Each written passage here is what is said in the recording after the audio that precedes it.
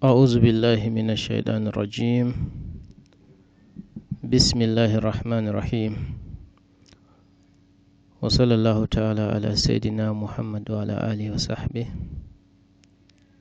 ومن تبعهم بإحسان إلى يوم الدين. أما بعد، السلام عليكم ورحمة الله وبركاته يا إخواننا المسلمين.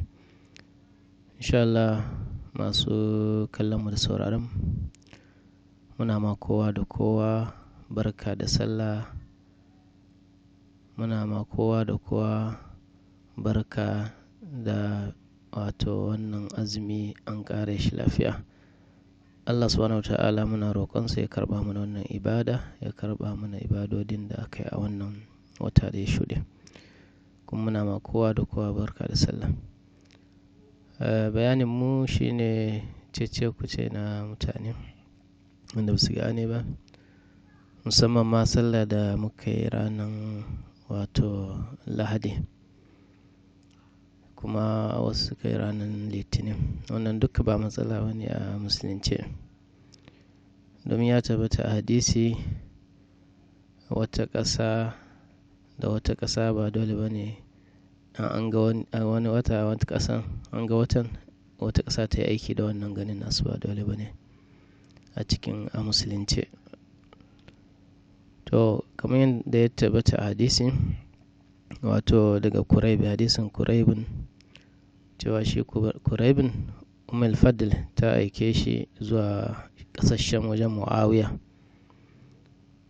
Ya ce ya gabata can ƙasashen ya je ya biya buƙatan da ta aike shi, sannan kuma a can yana a ƙasashen aka ga wata na Ramadan.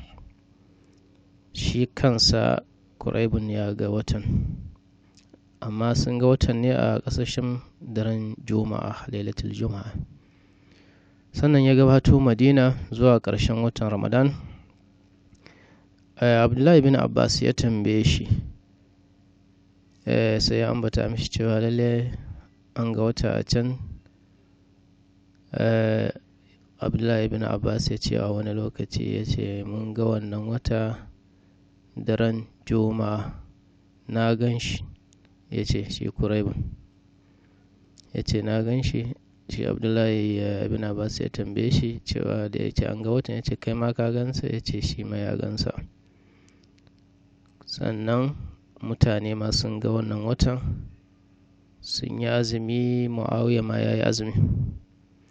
Sannan shi Abdullahi ibn Abbas ya ce lakin na ra'aynahu lailatul sabt. Can kun gan shi daren Juma'a, to mu nan Madina mun gan shi ne daren Asabar. Kuma fala nazalu nasum hatta nukmila salasina aw nara.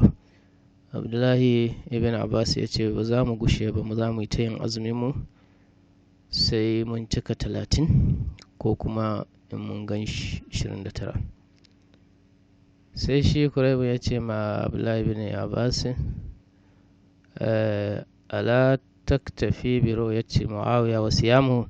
Shin bai ise ba ganin Muawiya da ayin azumin sa bai ishe su ba? Sai ya ce faqala la, ya ce haka za a marana Rasulullahi sallallahu alaihi wasallam, haka ne ya umarce mu manzon rahama sallallahu alaihi wasallam. Jama'a da yawa sun rawaito wannan hadisi. Ibn Majah ma ya rawaito wannan hadisi. Kenan hujja a nan bisa ga wata ƙasa in ta ga wata bata gani ba, ɗayan ba za ta yi aiki da ganin wata ba. Shi ne wanga hadisi na Kuraib. A nan kuma Ibn Abbas muka duba, lam ya'mal bi ru'yati ahli Sham, bai aiki ba shi Abdullahi ibn Abbas da ganin mutanen Sham.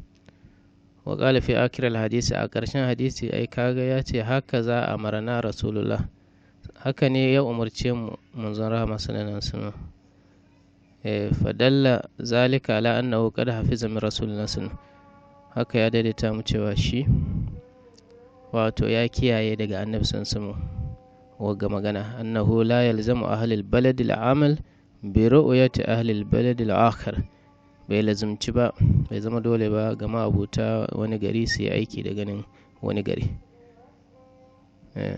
Kenan shi sallan da aka yi asabar a nan Nijar an ga wata ne ba wuri guda ba, musamman cikin jihar Tawa wajen Madawan nan, jihar Maradi ma an ga watan, sannan a Difa ga Zandar ma, kenan wurare da dama mutane sun gan shi ba wani matsala a ciki.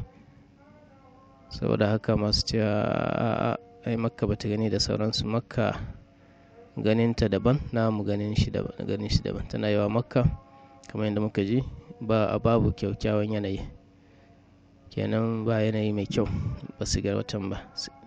Kamar yadda ya tabbata hadisi, annabi sun yana cewa ku yi azumi domin ganin wata, ku aje domin ganin wata.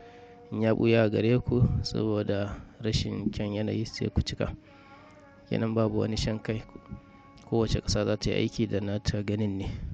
Nan Nijar an gan shi asabar kuma an yi sallah Lahadi. Can Makkan da ake bayani sun gan shi ne Lahadi, sun yi Litinin ko sun cika 30 ne, to su suka sani. Saboda haka duk sallolin da aka yi Allah ya karba muna da mu da su gaba daya. Amma abin da muke so mutane su fahimta shine wata ƙasa ba dole sai ta aiki da wata ƙasa ba, ganin wata ƙasa kamar yadda ya tabbata hadisi.